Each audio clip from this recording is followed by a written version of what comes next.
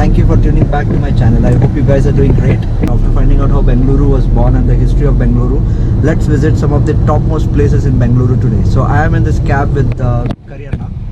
He is from Bangalore. So we are just heading towards our first destination, which is Lalbagh. First I had planned to go by bike, but it's so hot. Itni garmi hai yaar. It's like the best is to go by the cab in the AC.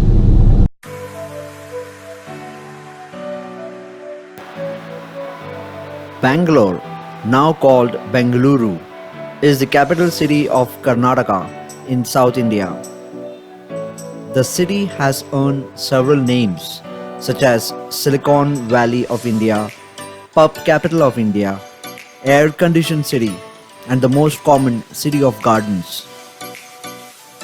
Prior to the IT revolution, Bangalore was known as Pensioners' Paradise. Now, it's a wonderful blend of past and present. Bengaluru has a population of over 10 million, making it a megacity and the third most populous city in India. It's located in southern India on the Deccan Plateau at an elevation of over 900 meters above sea level, which is the highest among India's major cities. It reflects its multi-religious and cosmopolitan character by its more than 1,000 temples, 400 mosques, 100 churches, 40 Jain derasars, 3 Sikh gurdwaras, 2 Buddhist viharas, and 1 Parsi fire temple located in the metropolis. Our first destination for the day is Vidhana Soudha. You can see behind me this beautiful building of Vidhana Soudha, and just opposite to that there is this High Court of Karnataka. That's the beautiful High Court.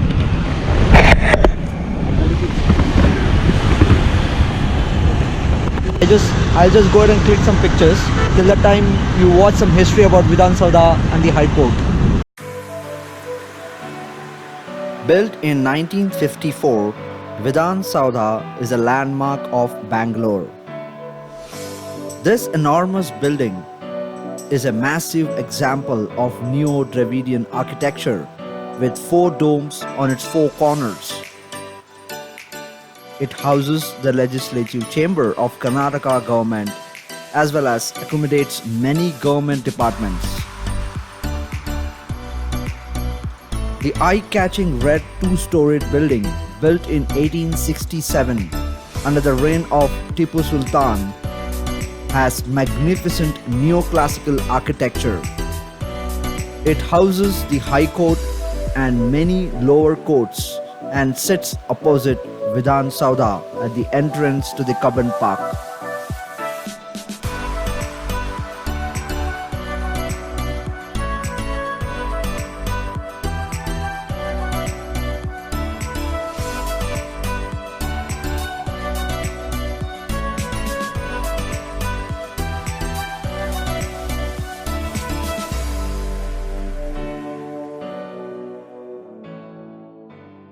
I have reached the Lalbagh Gardens.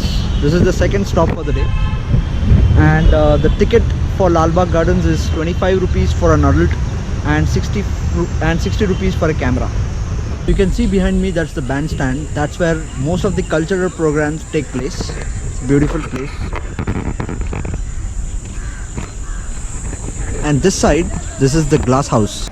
So behind me you can see this is the glass house. This was built in 1889 to commemorate the visit of Prince of Wales, and this is built in the style of Crystal Palace, London.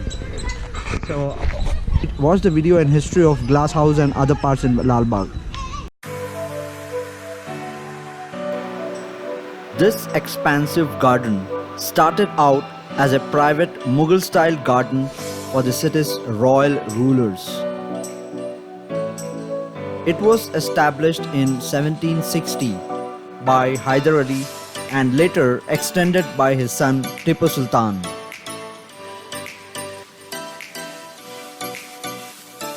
It now covers 240 acres and derives its name from the red roses that bloom throughout the year there. The garden is said to have the most diverse species of plants in the world.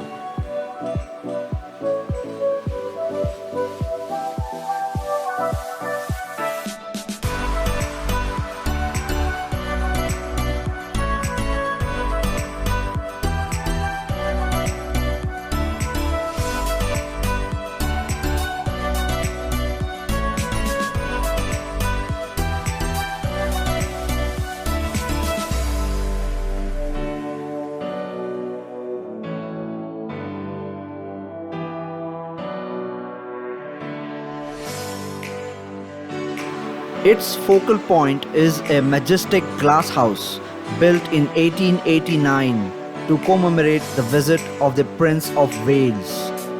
It was designed along the lines of the Crystal Palace in London.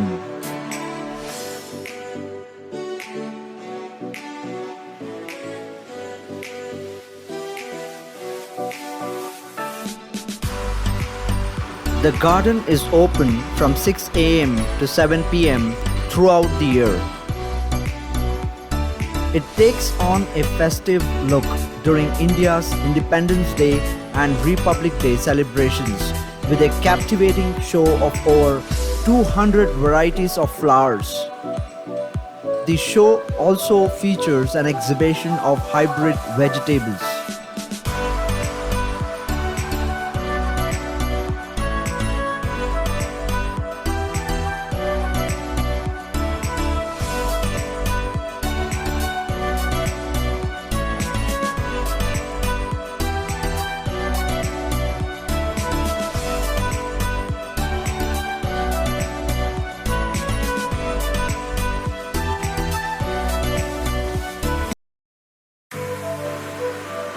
This vivid traditional local market is an assault on the senses and a treat for photographers.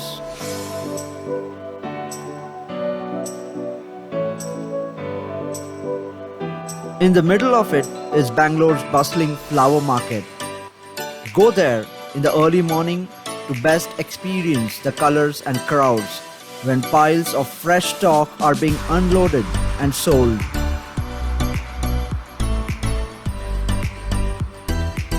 The market also sells a variety of fresh produce, spices, and copper items.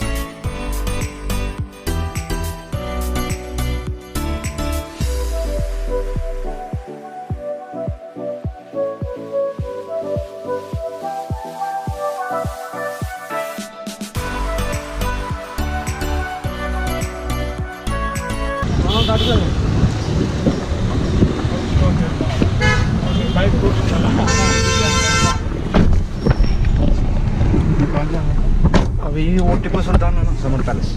So by now we have known and seen the history of Vidhana Soudha, High Court, Lalbagh Garden and Kyan Market. So now we are heading to the Tipu Sultan Summer Palace, the next destination.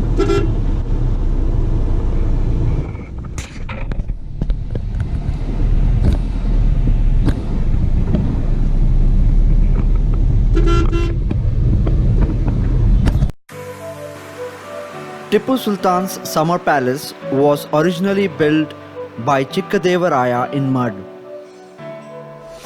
Later, Hyder Ali started reconstruction in Indo-Islamic architecture. This was completed by his son Tipu Sultan in 1791.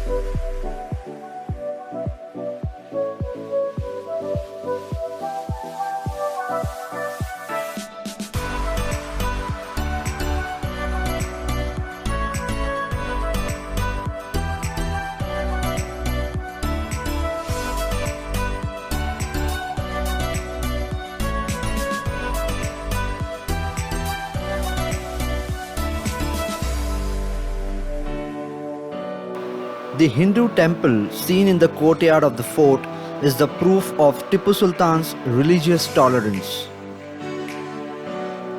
The palace is open daily from 8:30 a.m. until 5:30 p.m.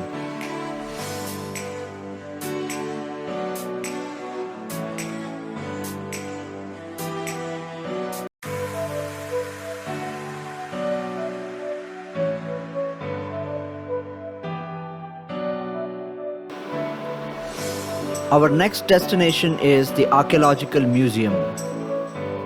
Here you will find stone inscriptions dated back to 890 BC. You will also find a lot of stones belong to Hampi, Mohenjo-daro and many more ancient places there.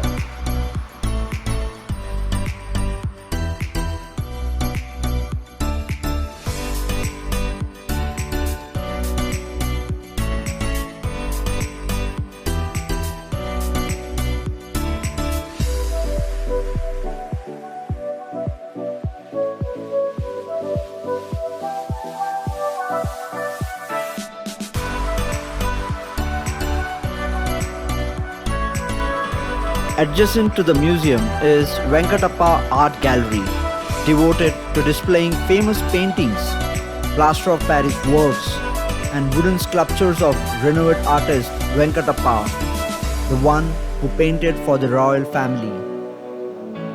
Tickets for the museum also provide entry to the art gallery.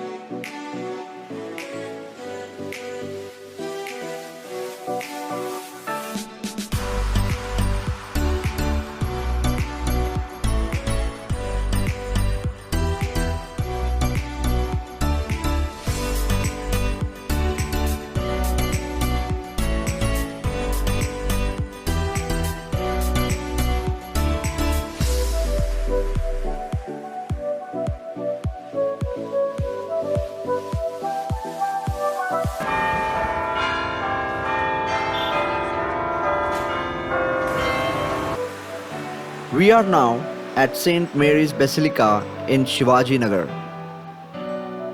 The present church of St. Mary's was built by Reverend Father Kleiner.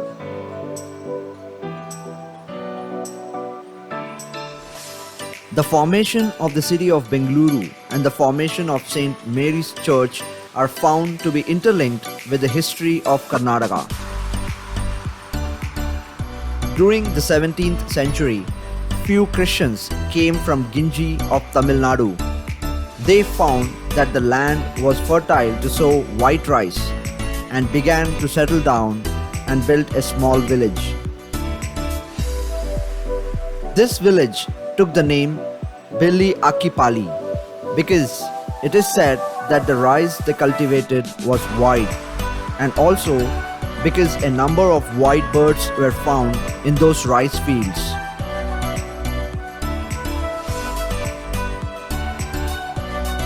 The people, in order to practice their religion, built a thatched hut and named it as Chapel of Kanikai Mada.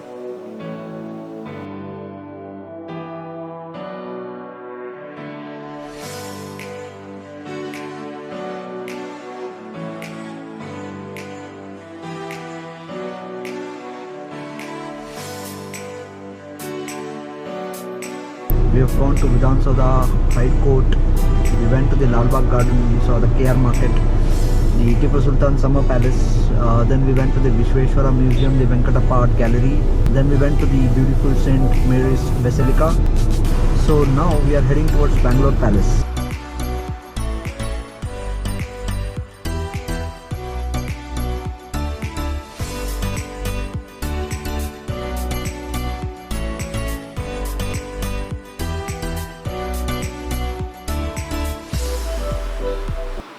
Built in 1887 by Cham Raja Wodeyar, Bangalore Palace is inspired by England's Windsor Castle.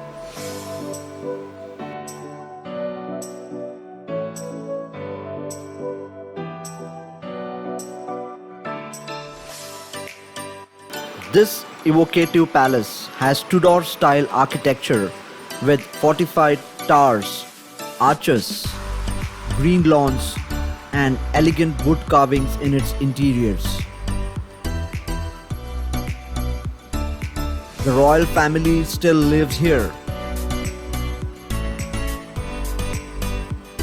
Inside the palace, on display are all kinds of family photos and portraits.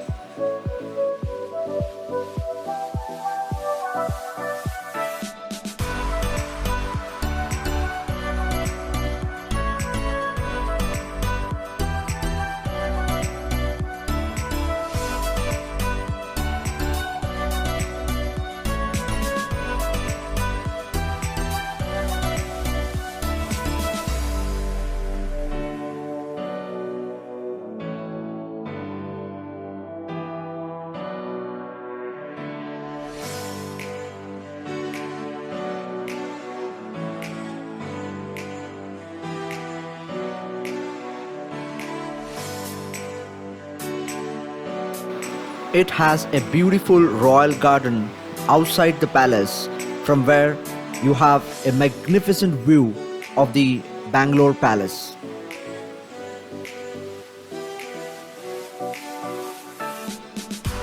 This palace is open from 10 a.m. until 5:30 p.m.